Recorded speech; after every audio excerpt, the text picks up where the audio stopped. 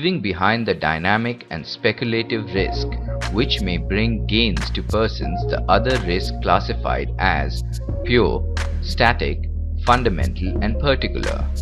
The effects of risk are that is it impact on a large section of the people or a geographical area.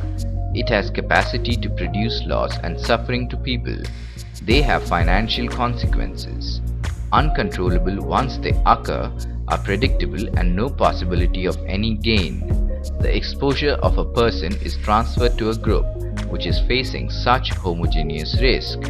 Risk need not be homogeneous but may be heterogeneous.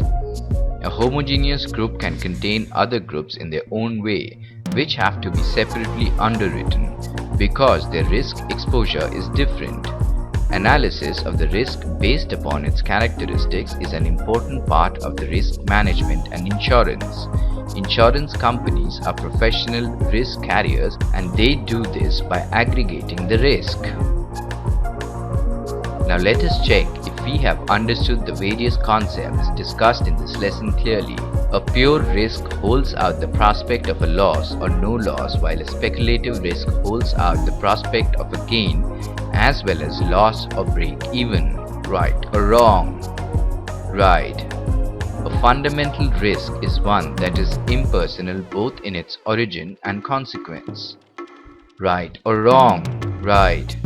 Risk arising due to dishonesty of employees and others in course of performance of their duties causing loss of money and stocks to the owner are called pure risk.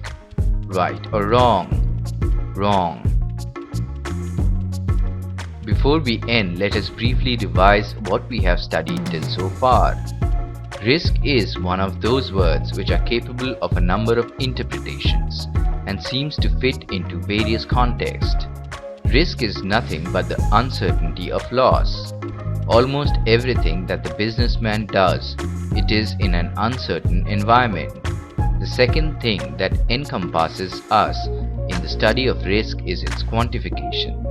In measuring risk, we are really trying to place some value on our belief as to the likelihood that some event will or will not take place. Risk may be defined in various ways and from various angles. It may be pure, fundamental, speculative and personal, business-related, fidelity risk and so on. Risk management is concerned with direction of purposeful activities towards the achievement of individual or organizational goals. Risk management may be defined as the identification, analysis and economic control of those risks which can threaten the assets or earning capacity of an enterprise. It being a management process helps in preserving the operating effectiveness of the organization. Risk management will help an organization to save itself from financial crisis leading to bankruptcy.